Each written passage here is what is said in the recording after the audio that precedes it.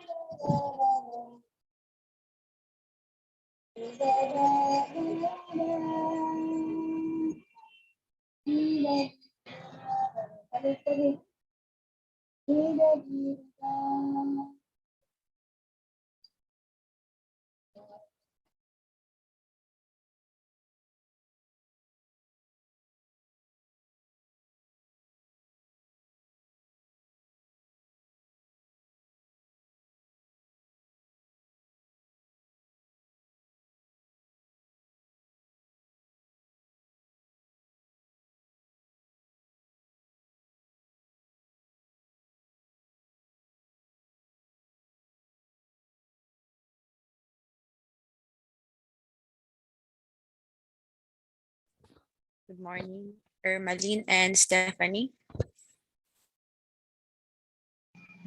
Morning, ma'am. So, narinig niyo ba ako? Can you hear me? Yes po. Good morning po. Yes po, ma'am.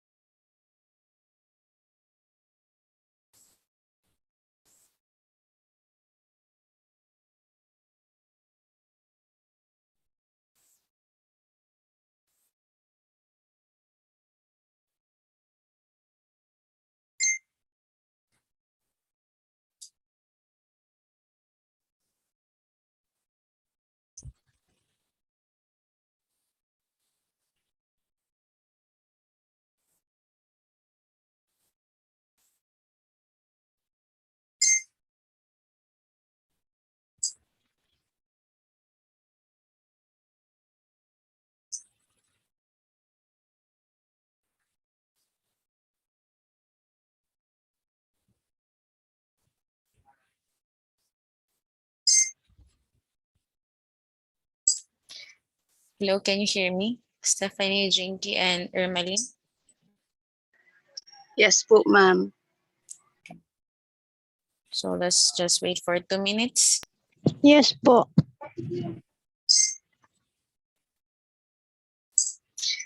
Hello, can you hear me? Stephanie, Jinky, and Ermaline?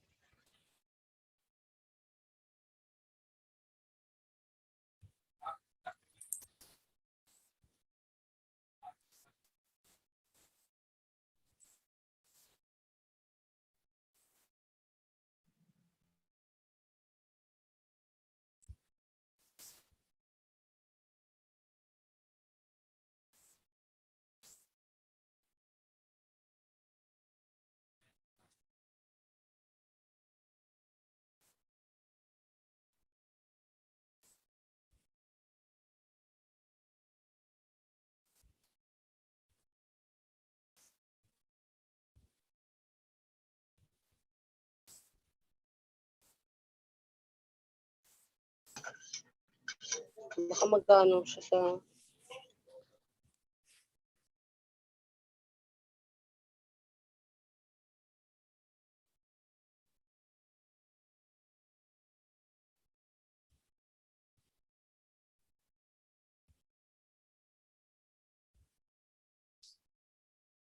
I will just check the attendance sa live stream kung may nanonood.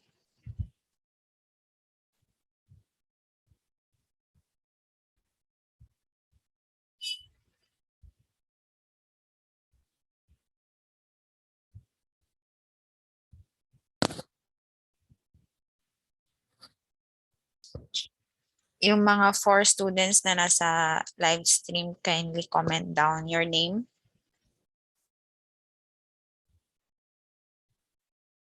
So hindi ko ano to. Yan.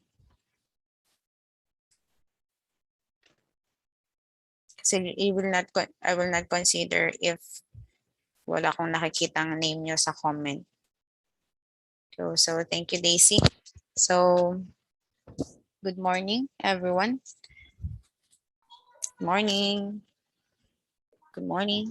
Good morning, ma'am. Good morning po, ma'am. Morning po.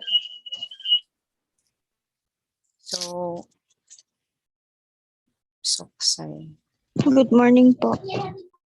Morning. So 20 students. 20 kayo lahat dito.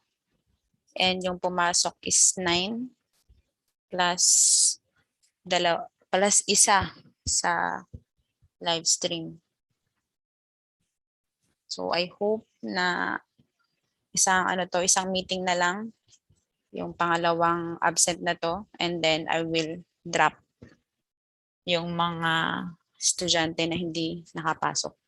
Okay? So 3 meetings kasi every meeting is considered 3 hours, 'di ba, every week. So pag absent ka ng isang meeting lang, that is considered 3 hours.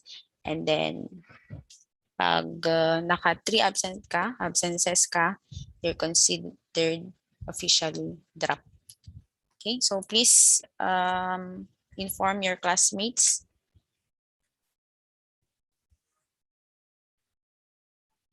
And then yung names ninyo, pakipalitan ng totoong pangalan. Sino tong Oppo A12?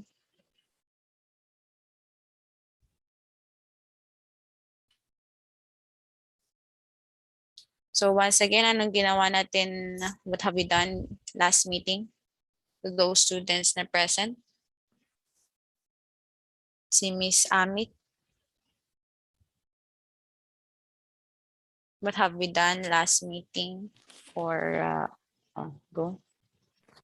Ayun, ano lang po ng sa self-introduction po, pati yung kung ano yung ine-expect sa subject na ito, pati pahapyaw na rin po sa module 1 po. Yung picture po, yung 2 picture po. Okay. I hope na nakapag-submit kayo sa Google Classroom nyo. May activity ba kayo doon? Di ba meron? And I think lahat ata kayo is kompleto na. Okay. So, yun, once again, good morning. I will just share my screen. Let's start immediately.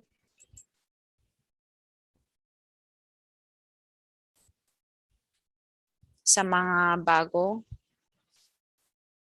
yung ngayon lang pumasok. Sino yung mga yun? Kami po ni Eliezer po.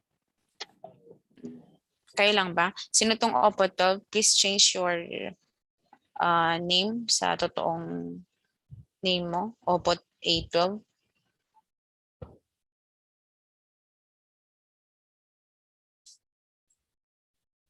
So please change your name. Okay.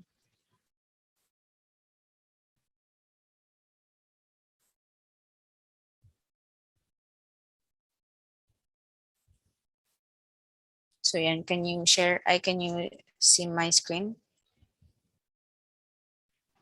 Yes, ma'am. Ano yung Yes po. nakasulat dyan? Environmental education po. Environmental education po.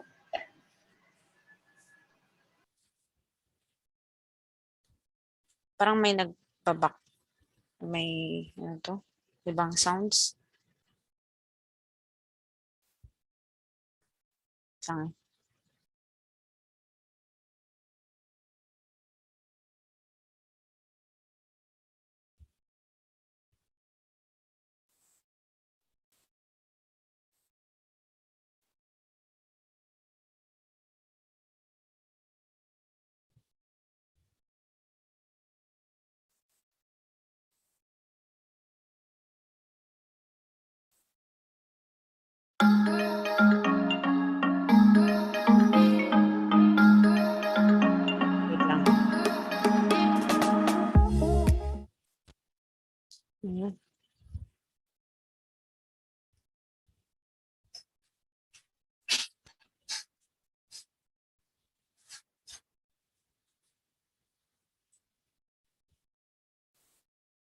Ano yung nakikita nyo sa screen nyo? Environmental education po. Yun lang. Same. Yun lang yun. Same po, opo.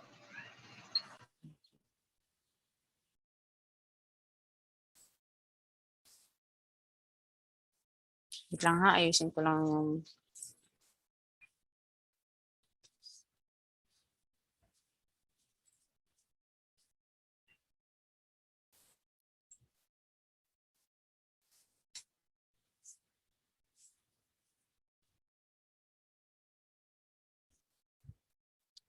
Sa seven na students sa live, please comment down your name.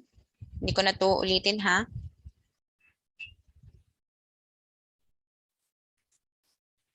I hope na naririnig niyo ako.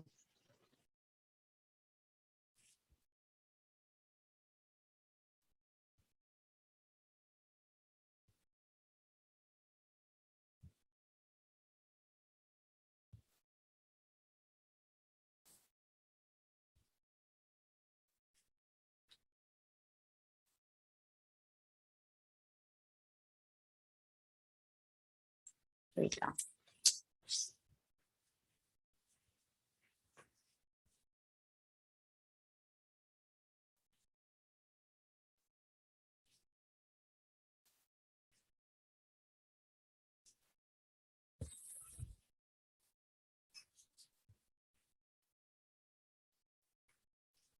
So welcome to our class, Environmental Education. So first, let's talk about what is environment. I know all of you have heard about this environment, and I also know na kaya nyo siyang i-define in your own words. Yeah, especially na mga fourth year students na kayo. And fourth year ba kayo? Third year? Fourth year po. Fourth year. So you have 2 sems left before you graduate. And this, when we hear the word environment, parang, alam na natin yan, di ba? In simplest term, it is, anyone can answer? What is environment in your own words? In a simplest term, what is environment?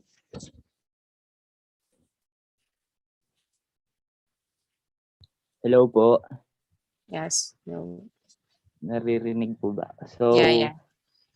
para sa akin po, in my own idea po about environment. So, when we say environment po, it is pertaining po sa ating, kumbaga, environment from the root word. So, it parang surroundings natin. So, it includes the living things and non-living things po is also included din po pag sinabi nating environment. And of course, what we live as humans, our cultures, our traditions. Yun po. So, thank you. So, exactly, that is environment. In the simplest term, everything that surrounds us, everything that is outside our physical body, that is considered environment, whether may be that air, cultural, or anything. Everything that is outside our physical body, everything that surrounds us, everything that encircle us, that is environment. So how about what is environmental education?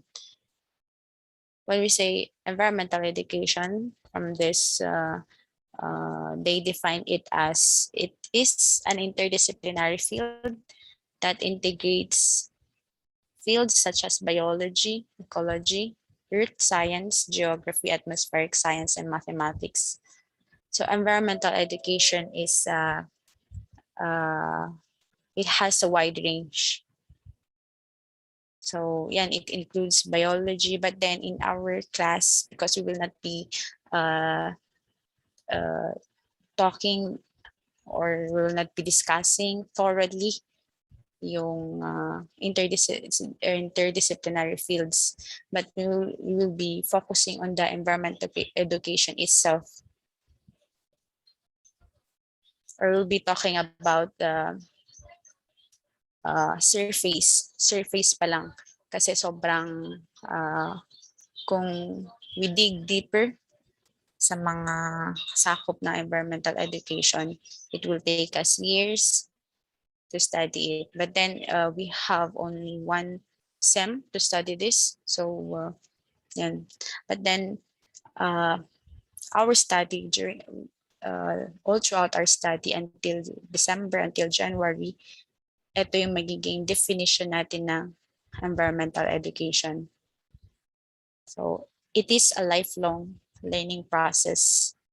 Lifelong. Hindi lang siya nag-stop pag natapos mo na itong semester na to. It continues. Yeah? It's a lifelong process, and process siya. Hindi agad-agad na you will know everything, you will apply everything. It is everyday process, and that allows individual to explore environmental issues. So every decades or every century, there are different environmental issues, right? Especially now, we are experiencing pandemic that can be connected to environmental issues. What is the pandemic? What is the impact of pandemic to our environment? So every day next year, iba na naman, ibang environmental issues, may bago na namang environmental issues. Engage in problem solving. So hindi lang yung I know that issue na yan, but then environmental education engages sa problem. Sa solution ng problem. Hindi lang siya just receiving information or just receiving facts. It involves yung problem solving or finding solution sa mga environmental issues. So I hope na nabasa nyo yung module 1 ninyo. I hope na binasa nyo talaga. And take action to improve the environment. So environmental education, take action to improve the environment. Hindi lang tayo puro knowledge. I will always tell you this. It's not just about receiving knowledge, receiving information. But then we need to involve ourselves. It involves yung isip natin to make a plan, to take action. So gagalaw tayo dito. I hope you understand. So once again, environmental education is a lifelong learning process. You will learn lifelong, every day, hindi lang kung matapos tong klase natin, itong semester na to, but then I hope it will help you to involve yourself sa environment natin. So next, are you doing something to preserve the environment? Yes or no? So lahat kayo, you don't need to answer me vocally, but then I need you to comment down, kung yung mga nandito sa Zoom, comment down if you're doing something to preserve the environment. If it is yes, then type yes. If it is no, then type no. So ganun din sa mga nasa live stream. Later on, makikita ko kung what time kayo nag-yes or nag-no. So itong nakalista dito na attendance sa YouTube, sa live stream, dito ko i-check later if nagsagot ka ng yes or ng no. So again, are you doing something to preserve the environment? Yes or no? Dito sa group chat, yes. Wala akong nakitang nag-no. Are we preserving or are we degrading? So yan, thank you so much. Sana sa Zoom, 10 kayo dito. So 1, 2, 3, 4, 5. 5 lang. Nasaan yung iba? 1, 2, 3, 4, 5, 6, 7. 7.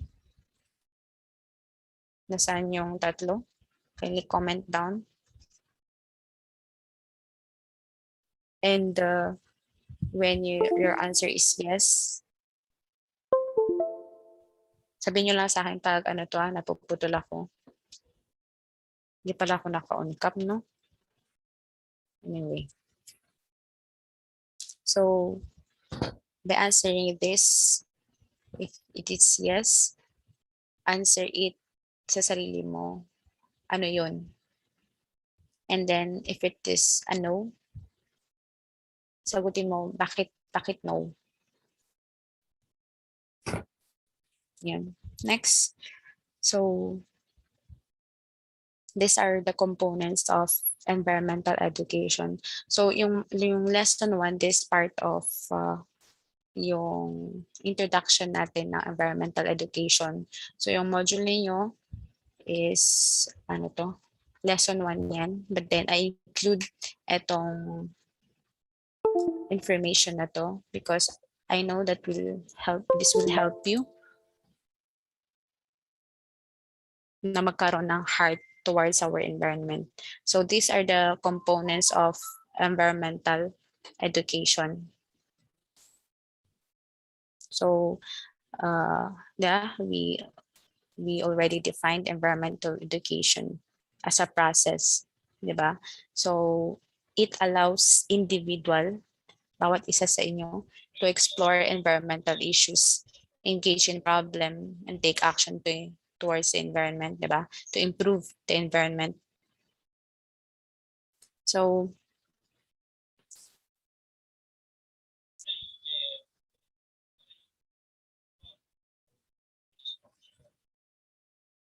are you still there? Yes, Yes, ma'am. ma'am. Okay. So, these are Yes po. the components po. of environmental education, and there are different parts attached to studying environmental education, and the most common segments of environmental education that you will come across along our study sa subject natin na to can include this 5 components. First, the awareness and sensitivity. Awareness and sensitivity to the environment, to the environment and environmental challenges. So, the components of environmental education includes yung mindfulness natin towards the environment and towards the environmental challenges like environmental issues, problems. So hindi lang yung awareness natin, but then yung sensitivity natin.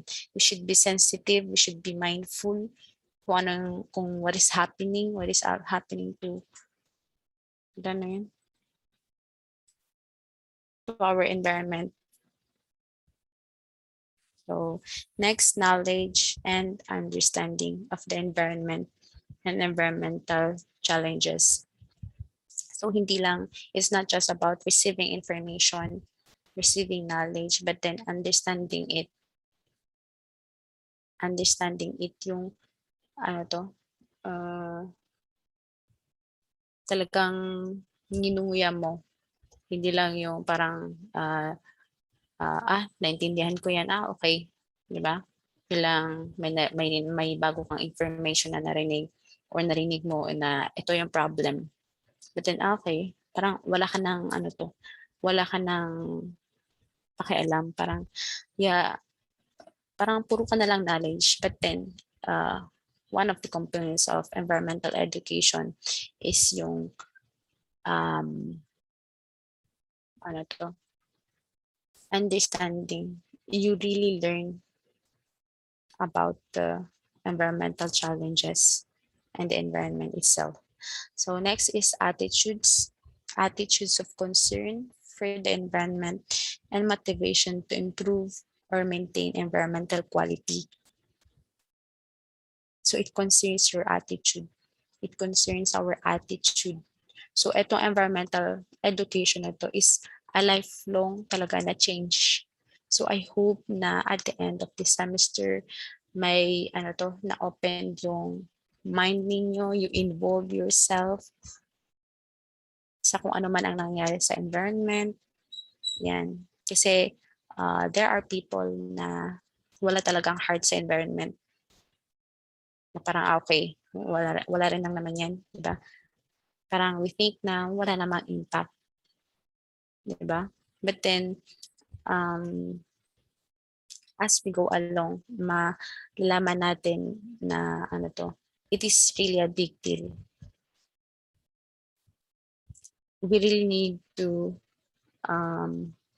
understand, be aware, be sensitive, change our attitude towards yung issues, and also yung attitude natin to improve yung quality or yung environmental quality.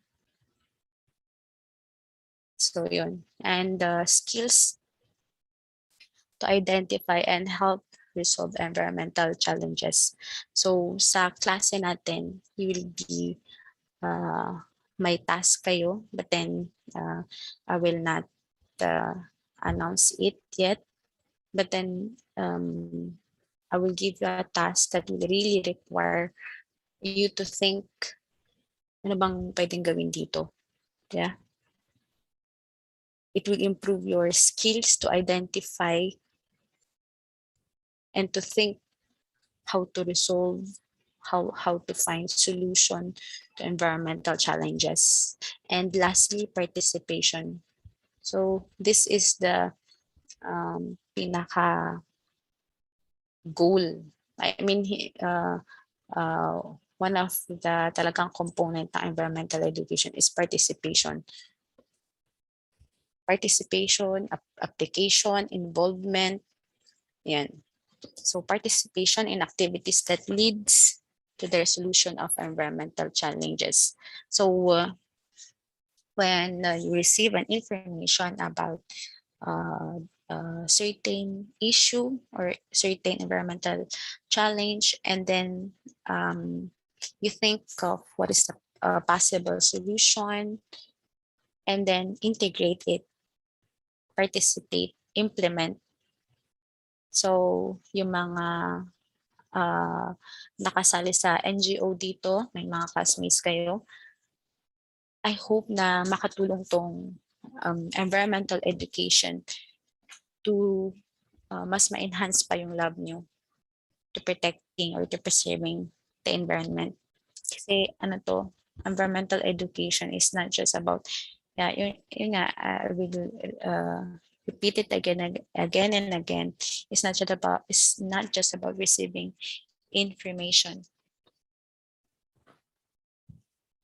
So next. Wait lang. Saan na yung mouse ko? So environmental education is more than information about the environment. Yan nga, di ba? It is more than, it is beyond yung information about the environment. Kasi we all know na we can receive information or we can receive knowledge about our environment, but then environmental education is more than that. Is more than that.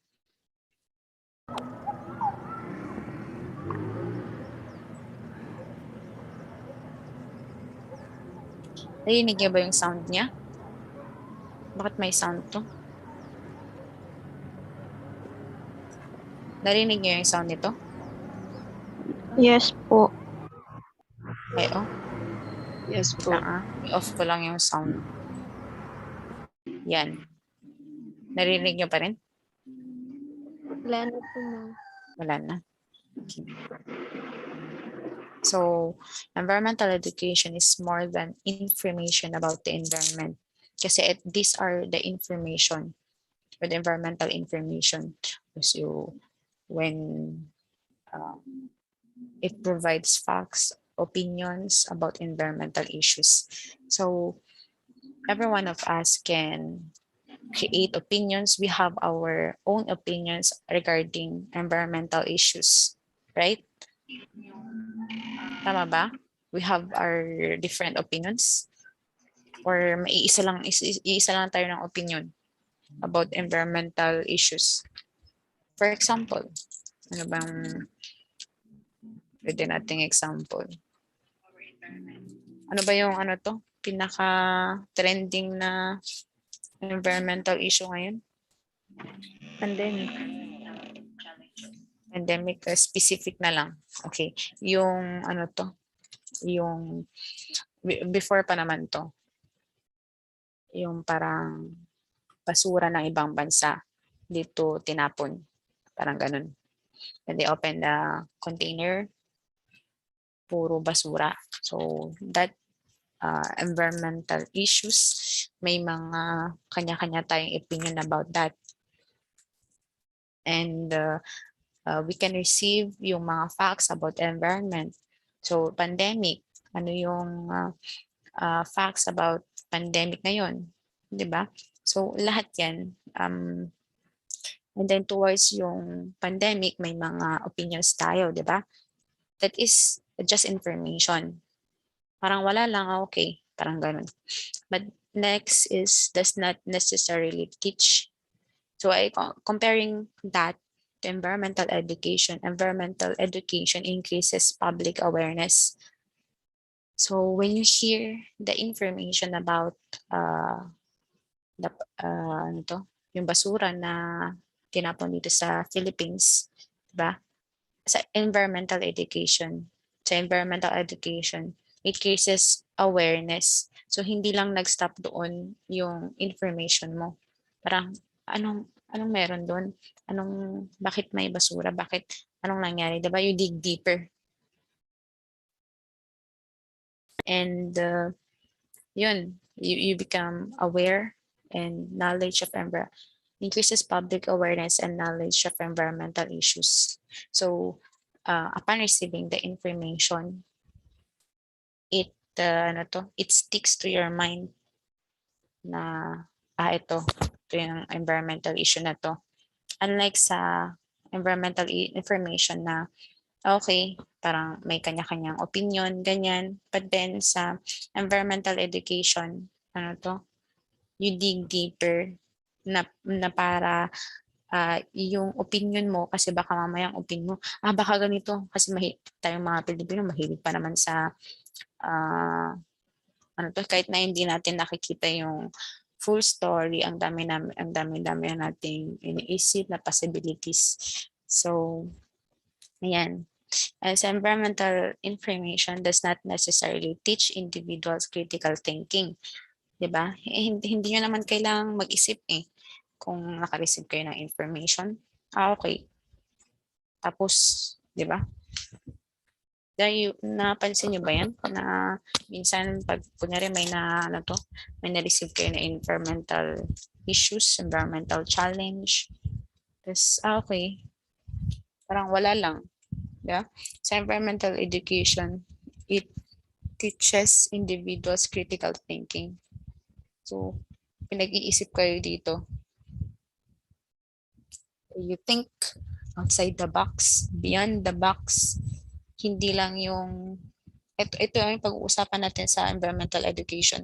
You will think beyond or outside the box.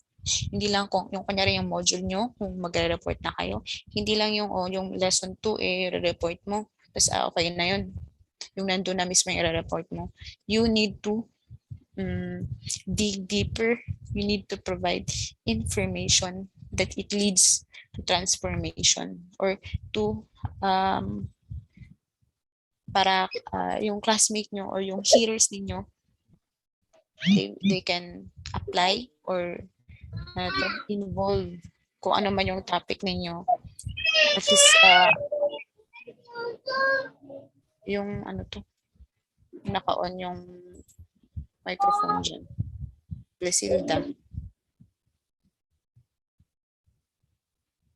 Yung isa pang 1WN, pakipalitan yung name mo dyan.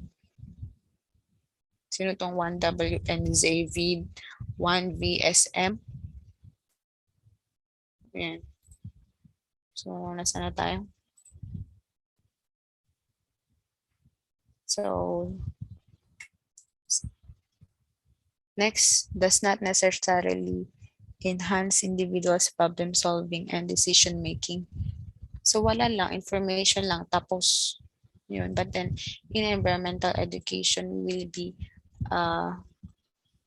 students will, hopefully, na, ma-enhance yung problem solving nyo, and yung decision making niyo. Kasi sa activity nyo na sinasabi ko is you will create a solution to the problem, to the environmental issue or environmental challenges that is available sa sa area ninyo. So next time i-discuss ko kung ano yun. Yun. And lastly, does not advocate a particular viewpoint. And sa environmental information, it pakibasa nga, Miss Miss Stephanie. Yung environmental information, yung last na dot. Environmental education does not advocate a particular viewpoint. Environmental information may advocate a particular viewpoint. So, in environmental education, does not advocate, tama ba? Does not advocate a particular viewpoint. Yeah. Yes po. Rather, ano ba? So, environmental education teaches individual how to weigh yung mga various sides of an issue through yung critical thinking natin. And also, it enhances our problem solving and decision making. Decision making skills. So that is environmental education. Environmental education is more than information about the environment. So yung subject natin na environmental education, you will not just be receiving information, but then you will act. Gagalaw tayo. Our mind will gagana. And I hope na at the end of this semester, you will learn to involve yourself hindi lang sa or kung kailangan kong dapat ganito yung gagawin ko ganyan, at least individually as mga future educators kayo, especially you are future educators, what will you teach the future or the next generation about an environment? Baka sabihin na yan, environment ko lang yan, yeah, napaka-basic, but then we are living in this world na our environment is at hand. Diba? And sa environmental education, yeah, dito sa subject natin is more than facts. It's about, sabi nila, activism. But then yung hindi activism na na bad side. So activism na it involves yung sarili natin towards our environment. Hindi naman tayo yung, so mama, anong kailangan natin gawin? Ganito ba yung gagawin natin? Diba? Doon ka na mag-iisip, ano ba yung gagawin mo? Ano yung gagawin mo to involve yourself sa environment? Anong kailangan ko bang sumama sa ganito? Ganito? Mag-isip ka kung ano ba yung pwede mong gawin. Kasi hindi tayo lahat, all of us here does not have the parang skills na, ay, ito, kailangan ko mag-public speaker. Kailangan kong ganito ang gawin ko. Yan. But then, that is the time you think, ano ba yung kaya kong gawin? Diba? Sasabay na lang ako kay ganito. Sasabay na lang ako kila Eleazar. Sama-sama na lang ako. Tapos yun pala, napipilitan ka, diba? Or kung hindi man yun yung heart mo, hindi towards doon yung heart mo. Although may heart ka, but then you have, kasi tayo may mga possibilities tayo na may kaya tayong gawin eh.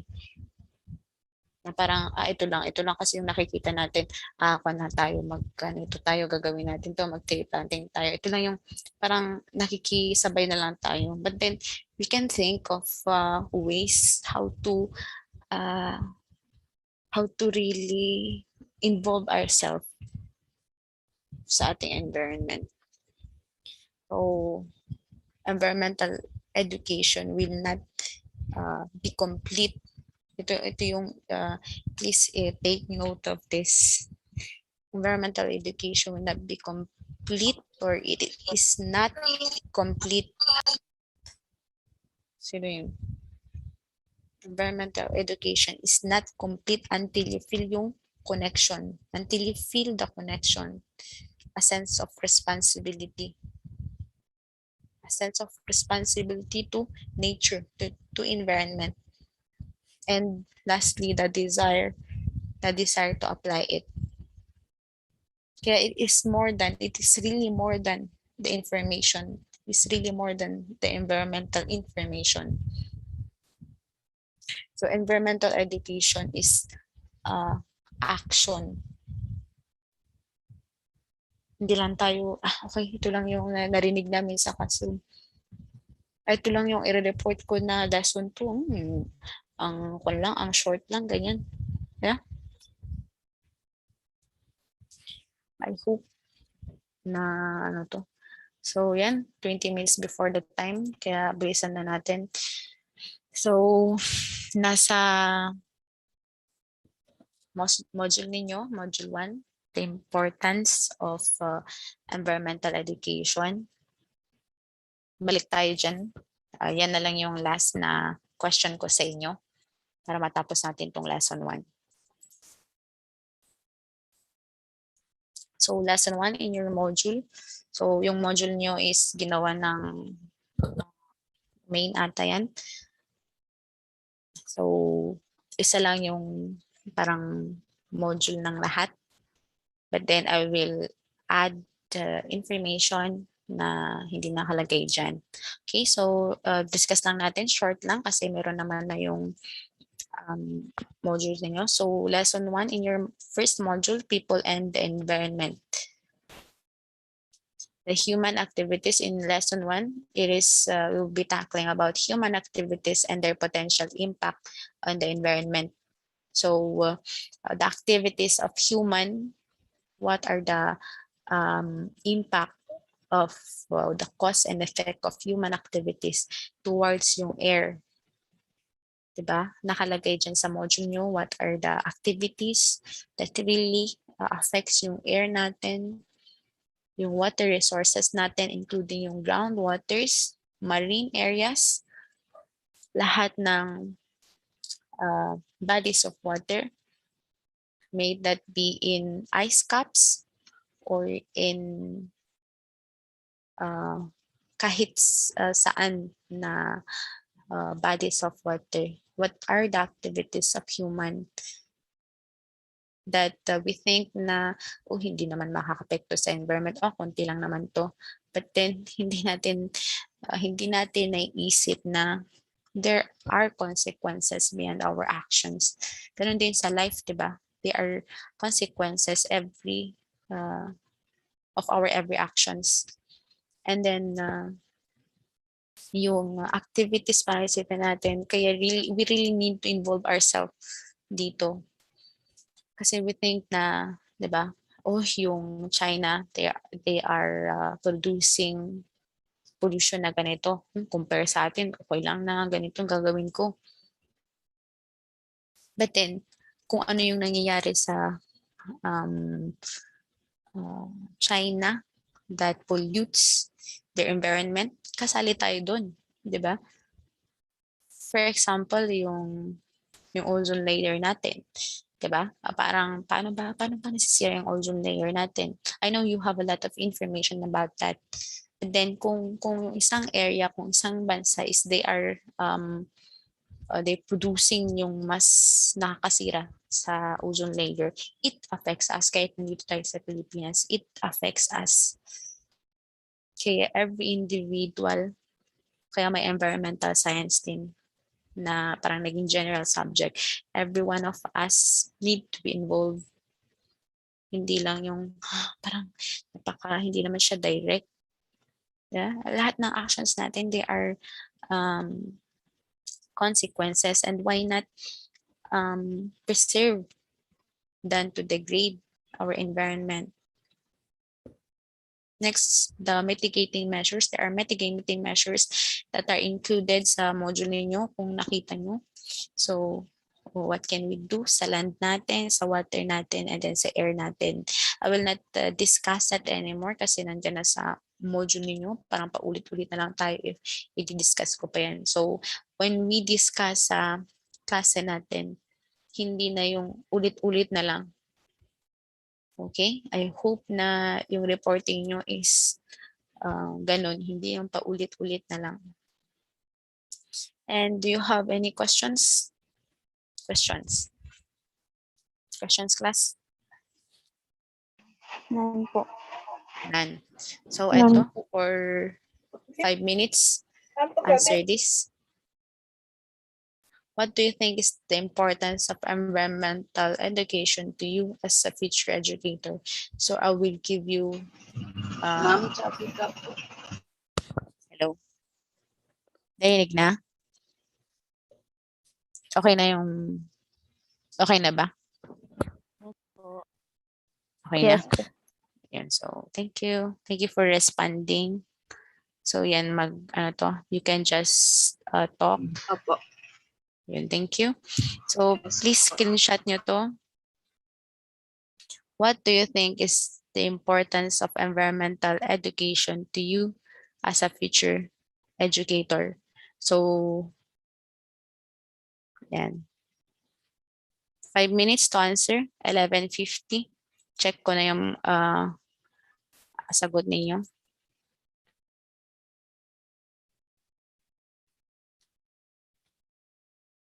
So, yung nandito na 13 students sa Zoom, please write your answer to this question. What do you think is the importance of environmental education to you as future educator? So I will stop sharing my screen. Ma'am, Yes. Ano yan?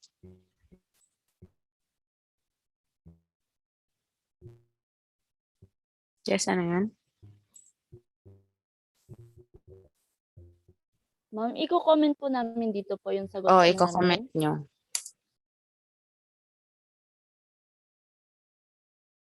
Yan, I already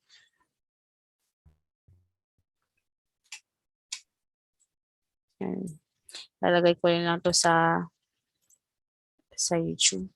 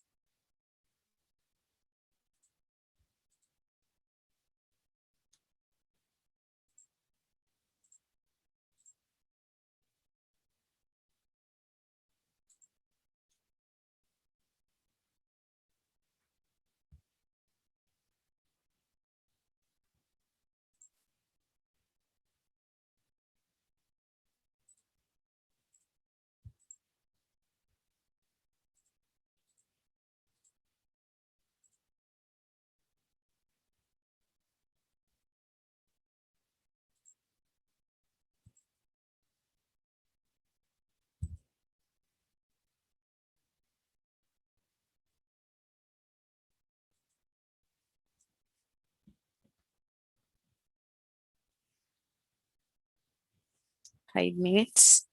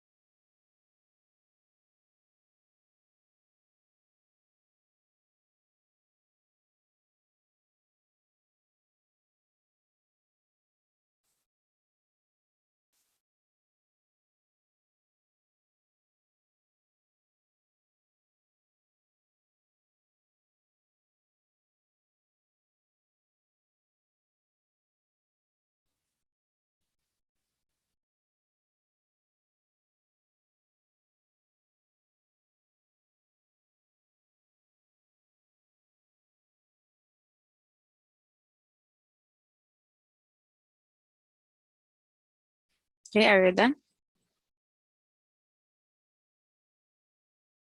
Last na kayo? Are you 1, 2, dalawa? Dalawa pa lang? Tatlo?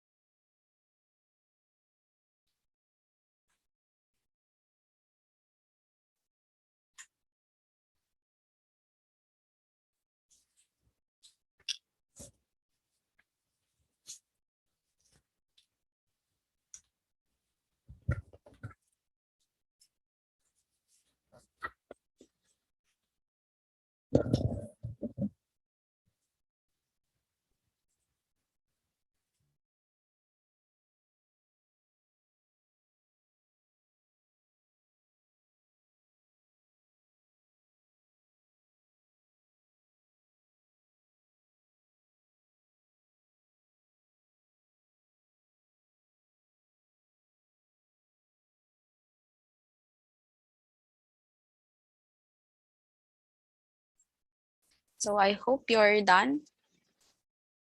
8.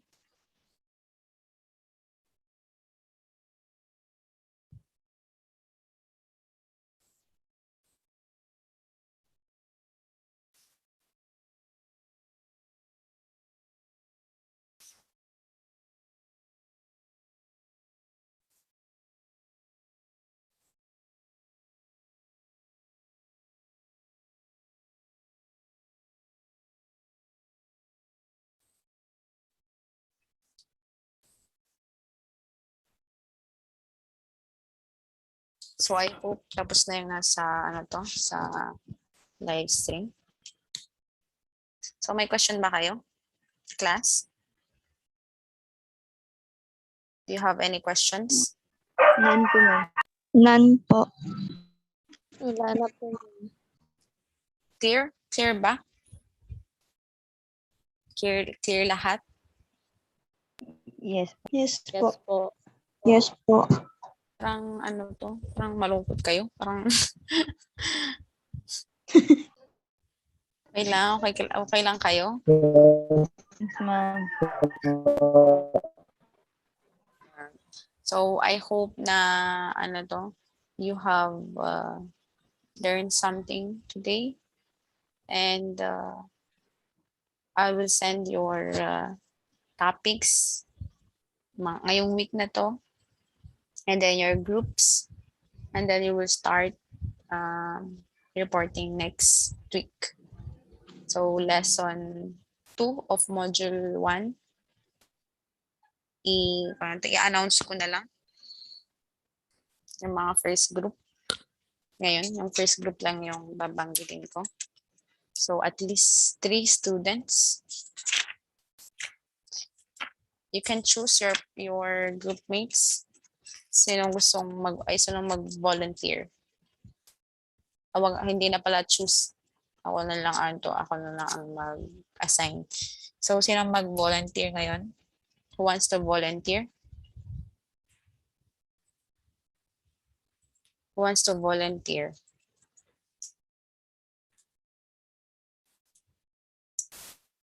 Wala.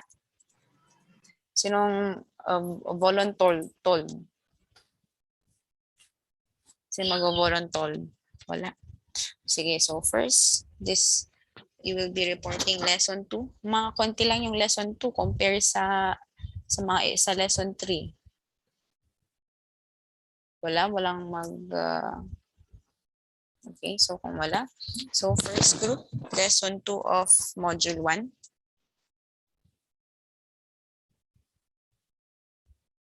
Check ko sa sa YouTube pala. Josephine Mendoza. So we will be reporting next week. Josephine Mendoza. Yes po, ma'am. Yun. You will be reporting next week together with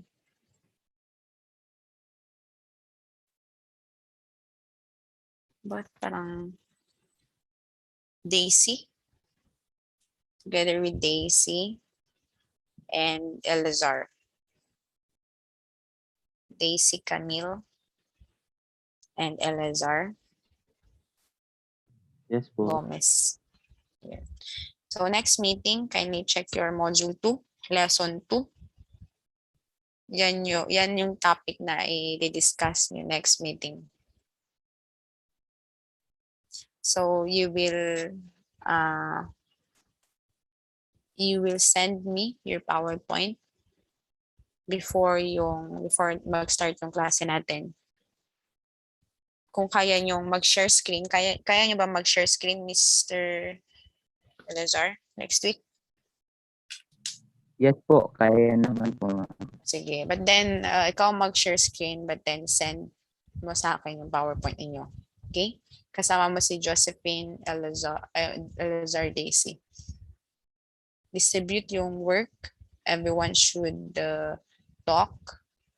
And please, kung mahina yung signal nyo, maghanap kayo ng magandang signal. Okay? And I hope next week is naka-on yung at least two members of the group can open their camera. Okay?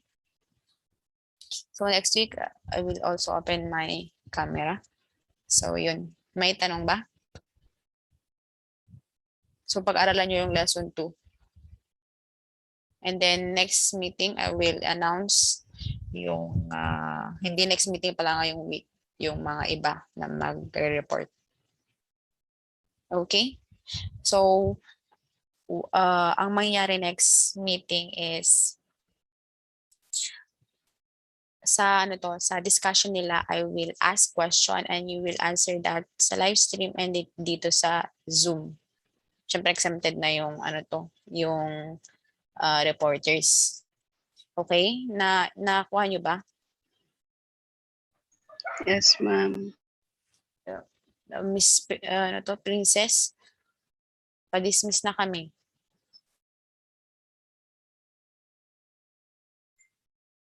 So I will just check your attendance again.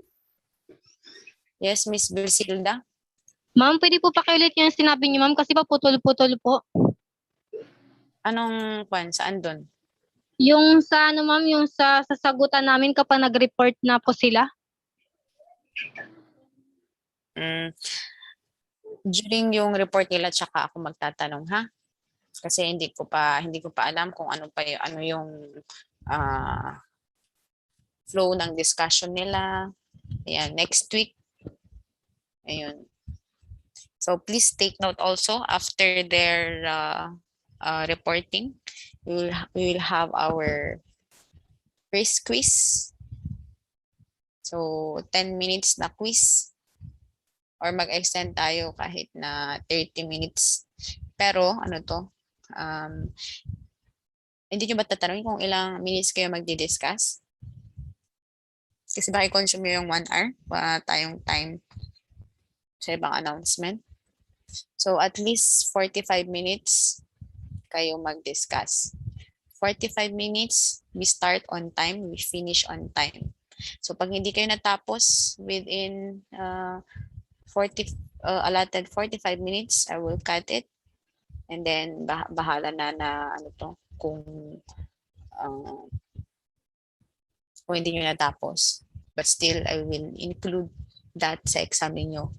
So, ang mangyari next week is dapat na at exactly 11:02 mag-start na yung reporting. And then 45 minutes yung reporting nila. And after that, I will send your first quiz. And then, syempre, as they are discussing. Kaya kailangan nyo isend sa akin yung PowerPoint ninyo, ha? Ahead of time. And so, you need to review yung mga discuss natin today. And then, mga 11:55, isasend ko yung quiz ninyo. You can answer that until kasi mga multiple, hindi pwedeng multiple choice. Basta, I will give you mga 1 p.m. Wala na kaming lunch. O at least 2 p.m. Yan. Sa first quiz ninyo.